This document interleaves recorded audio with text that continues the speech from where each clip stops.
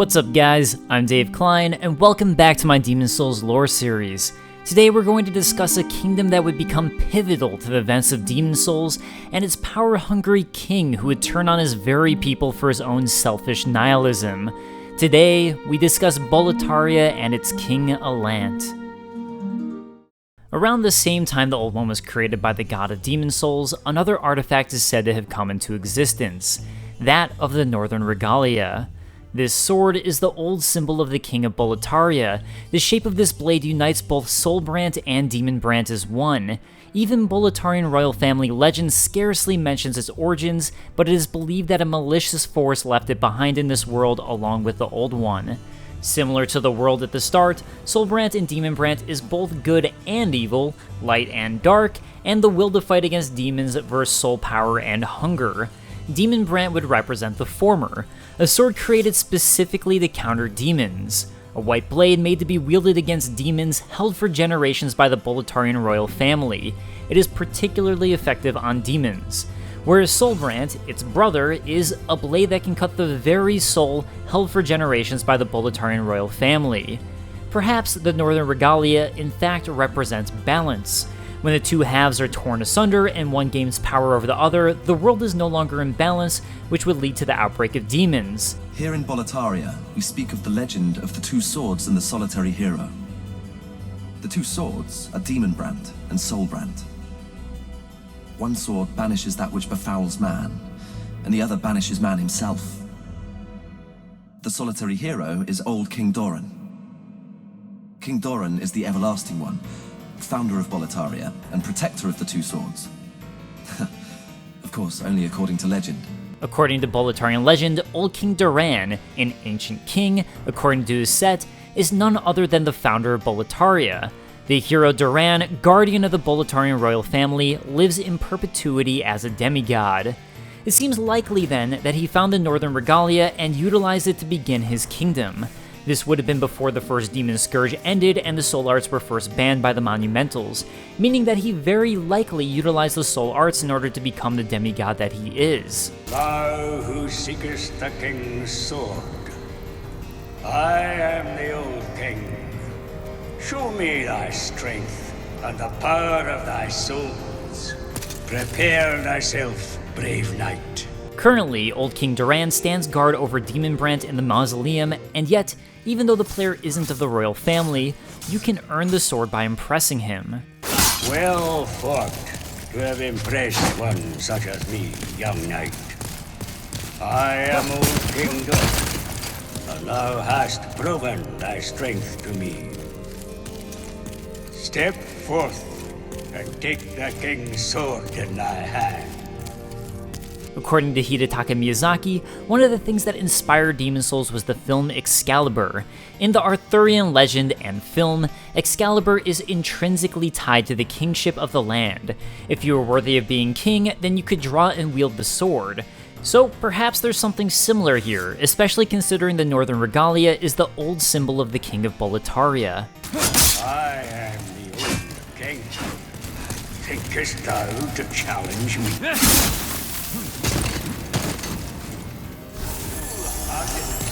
Aptly wielded is said to be the mark of a king.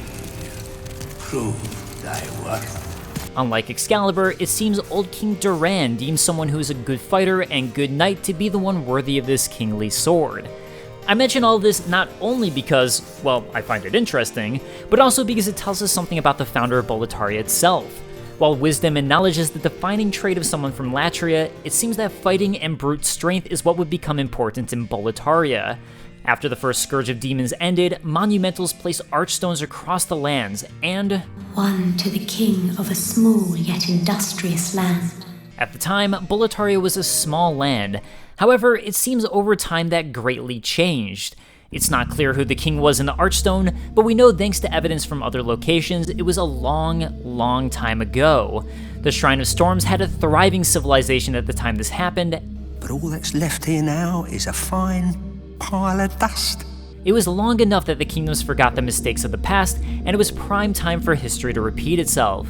A number of kings came and went, until we arrive at King Allant, the 12th of his name, and perhaps starting with him, Perhaps starting with prior King Allant, Boletaria went through a great expansion. It became such a major force that there was not only the northern kingdom of Boletaria, but even the southern region. It's very likely they took over the neighboring kingdom of Stonefang, for the smithing grounds tells us that long ago, the efforts of the hard-headed burrowers allowed Boletarian soldiers to carry out their work.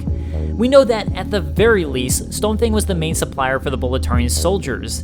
Their knights' swords are wielded by Boletarian knights and symbolize their fealty to the king, and are forged with Stonefang hard iron, making them heavier and deadlier than standard straight swords. Similarly, knight shields also use Stonefang's hardened iron. More evidence of their warlike ways lies with the soldier's lotus, which tells us that in Boletaria, these petals have symbolic meaning and are given to warriors when sent off to war. In another similarity to King Arthur's tale, King Allant kept a round table of knights at his side. King Allant led Boletaria with a round table of the bravest knights. The noble twin Fangs, Valafax and Bjor. Alfred, the Tower Knight, Metas, the Penetrator, and the brave tribesman Longbow Oolan, and his fearsome legions. The knights weren't the only ones sent into battle, however. But hell, at least the demons don't send us to our deaths in battle. The Dregling merchant lets us in on the fact that the king required his other subjects to do battle for him, and unlike the knights, they were ill-equipped, bearing a Dregling shield, which is a shoddy wooden shield used by Dreglings. Little more than a patchwork of wood scraps, this attempt at imitation can hardly be called a shield. While I think the translation has been handled better in the Demon's Souls remake, where this description comes from, it is notable that this very same shield, in the original Demon's Souls translation, is referred to as the Slave's Shield, and a shabby wooden shield used by slave soldiers. An entirely different world than how the rich and noble viewed Boletaria. Before the Blight, Boletaria was a grand kingdom. The king, his knights, and his subjects were modest and plain, but also steadfast and compassionate. I have spent much time in my studies in the cultured countries of the south, yet no country holds my heart as does Boletaria. Our great king was a magnanimous leader. He was stolid, spirited, caring of his subjects. He fought valiantly against the vile and depraved. Of course, the vast discrepancy between the nobility and the Dreglings would show that, while Allant likely cared about the size and power of his kingdom, standard monarch classism was definitely a part of his society, and he likely didn't care at all about the general riffraff. There's this skinny fellow, clad in the most lavish armor, who's always mumbling about some mission. He's another one who's managed to stay sane, like yourself. Probably some pampered little lordling by the looks of his attire. I'd give an arm just for the buttons off his shirt. And those who dared betray the king were brutally executed, with the executioner's block a prominent feature at the front of Boletaria, showing just what would happen to those who went against the king. You wretched traitor to the king. I, Meralda, shall show you no mercy. Like any nation in power, Boletaria also had its fair share of spies. A Boletarian spy can be found in Latria, where they were likely spying on Latria's progression into the soul arts. Their secret throwing dagger, known for their inconceivably cruel design, these knives are often employed by spies in service to the king. Lurking in the shadows, covert operations were carried out directly under the king's order. And King Allant used these soul arts to further expand and build his kingdom, seeking more and more power. King Allant XII, by channeling the power of souls, brought unprecedented prosperity to his northern kingdom of Boletaria. According to the now defunct official website demons-souls.com, Old King Allant is the last king of the northern land of Boletaria. He was known to be an excellent and magnanimous king, but he became trapped in melancholy in his old age, and it's said that he descended to the depths of the Nexus and awakened the Old One. In the past, we saw that a lust for power caused the Old One to awake, so that would imply that a previous person, likely the Maiden in Black, as I discussed in my Demon's Souls The Story video, awakened the Old One seeking power, and that could just fit with King Allant. After all, the Maiden in Black soul is used to create Soul Sucker, absorbs the soul of whomever one touches. Clearly a spell of one who would seek power, and the only time we see the spell utilized in game by an NPC is by the false King Allant absorbing one of your soul levels. And there's more. We learned that as King of Boletaria, King Allant did indeed inherit the twin blades of the Northern Regalia. However, the less demonic the soul of the wielder, the more powerful Demon Brant becomes, hence old King Allant's choice to wield Soul Brant instead. Meanwhile, since his coronation, Soul Brant has never left King Allant's side. The closer the soul of the wielder is to a demon, the more powerful this blade becomes. No wonder it was chosen by old King Allant. Even before raising his kingdom to immense power, despite how others viewed him from the outside, King Allant always had a dark side to him, seeking power even at his very own coronation. While we know for certain he sought power, it could have been he sought something else in arousing the Old One. Surely you have seen for yourself the pain and suffering that fills this world. But God is merciful, and so created the Old One. A poison to the poison. The Old One will feed upon our souls and put an end to this tragedy. You fool! Don't you understand? No one wishes to go on. Perhaps, rather than seeking power, King Allant had grown more and more nihilistic and actually sought out the Old One to destroy everything. Although his mind could have been warped after awakening the Old One, it's hard to say. Oh, the king! He's gone mad like the rest of them. Or perhaps he was mad in the first place. I can never tell with those eccentric royal oafs. After awakening the Old One, as in olden times, there also awakened a scourge of demons. It was also at this point, it would seem, the king sent back a false demonic king in his place, and I believe this was when the fat officials were introduced to the city. Inside Boletaria's gates, where the streets intertwine, lie traps set by the much reviled fat officials, themselves living proof of old King Allant's madness. The rotund officials of Boletaria appeared just before the Scourge of Demons. Once they ingratiated themselves with the king, they proceeded to mercilessly terrorize the masses. It seems likely Boletaria was influenced by the teachings of the church, for locked up in the tower is Yuria the Witch. It's very likely the church was widespread enough at this time to become a way of life for many in Boletaria, such as the worshipper of God who's from Boletaria, although it's unclear if this is why Yuria was locked up, or if it was for the demons to drain her of her power. Once, I lusted after demon souls. I passed the fissure into Boletaria, but became trapped by the Nexus. Then, the king's executioner, Meralda, chained me up inside that tower. My thirst for demon souls is no more. On the contrary, I find such power dangerous.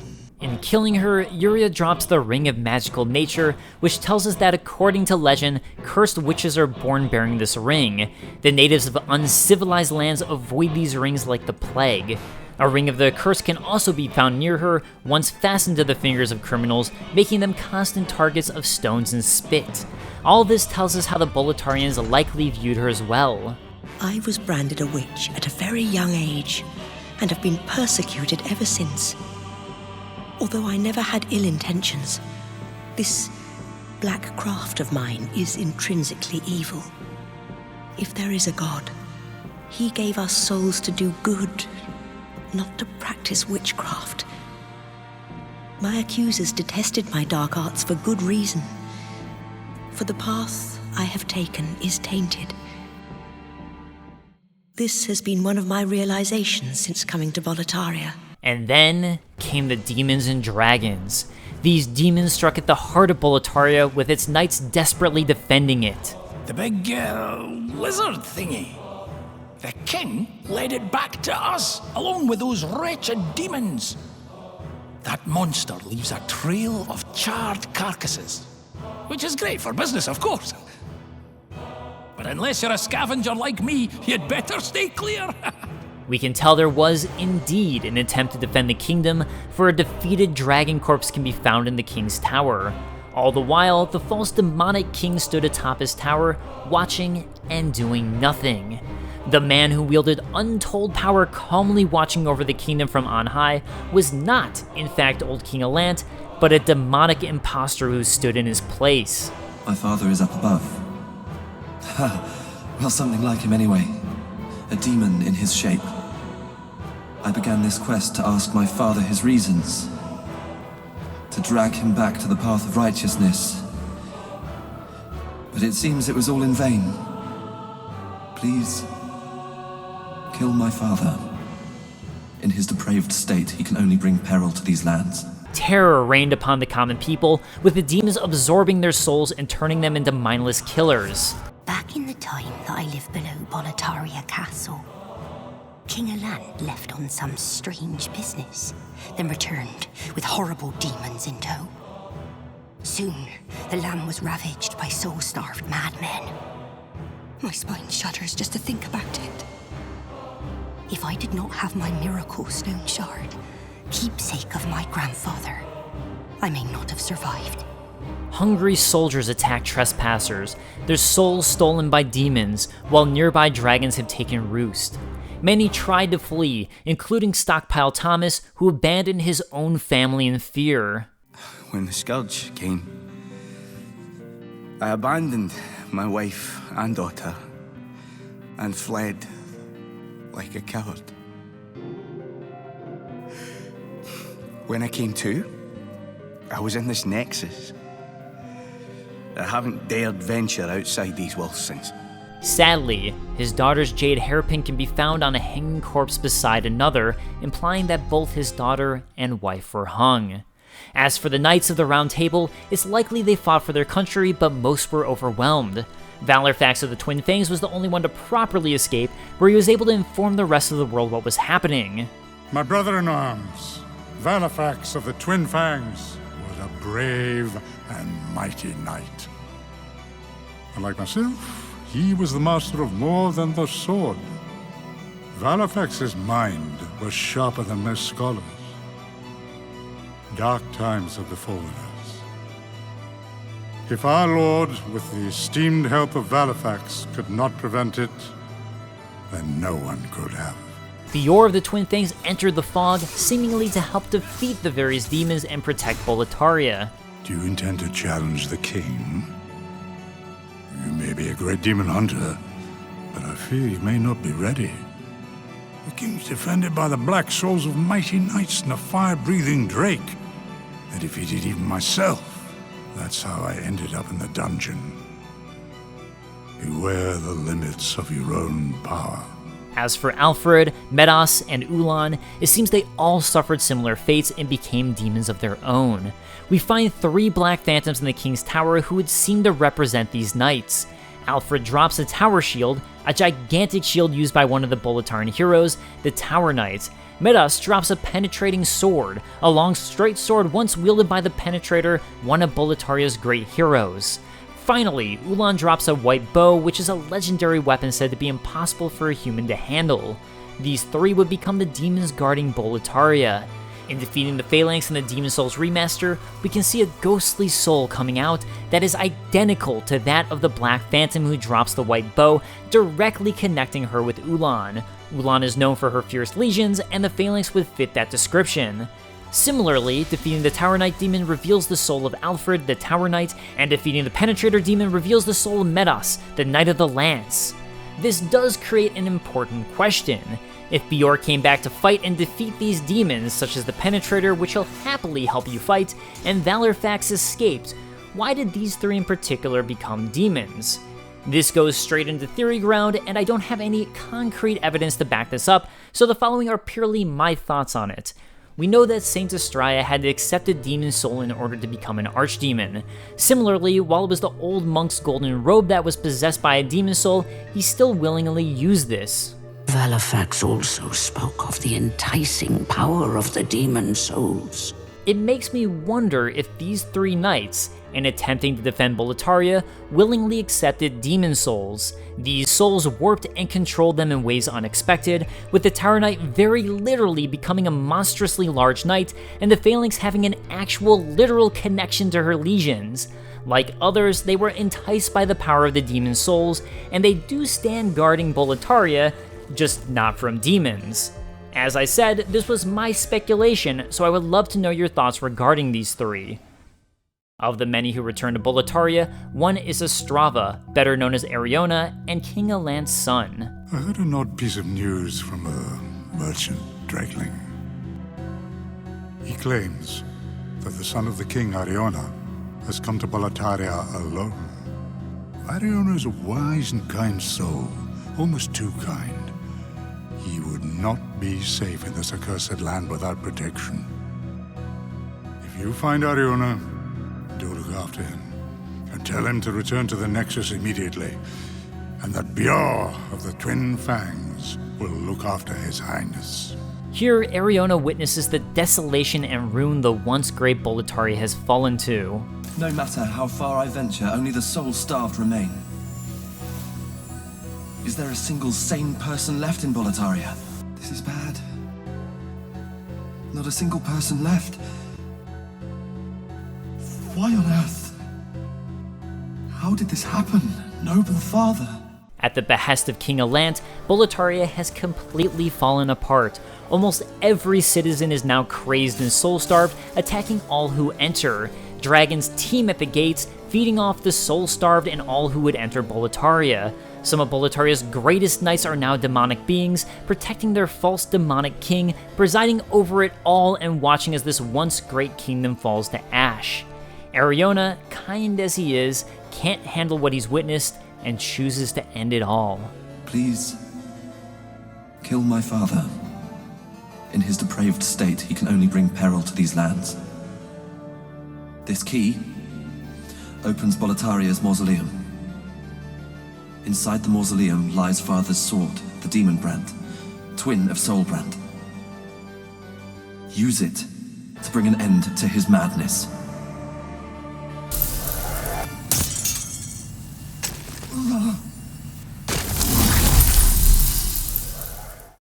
One final person worth discussing is Lord Rydell. Lord Rydell can be found in the Latria prison, betrayed by a Boletarian fat official. A retainer to the king once held the key to this cell. That foul pig with his gluttonous, swaying belly. We can obtain both the Clever Rat's Ring and Dull Rat's Ring, both of which refer to Lord Rydell as Allant Errant. Belong to Lord Rydell, also known as Allant Errant. Errant meaning erring, or straying from the proper course or standards, or traveling in search of adventure, which would indicate Rydell may have been an Allant who erred from the standard or one who adventured. In the original Demon Souls translation, he's referred to as Little Allant, thus it seems likely Lord Rydell was related to King Allant, perhaps his younger sibling, making it even more cold that one of the fat officials betrayed him. He bears the phosphorescent pole, which tells us that one of Lord Rydell's most storied exploits from his adventures beyond Boletaria's borders is his theft of this weapon from the Witch in the Sky.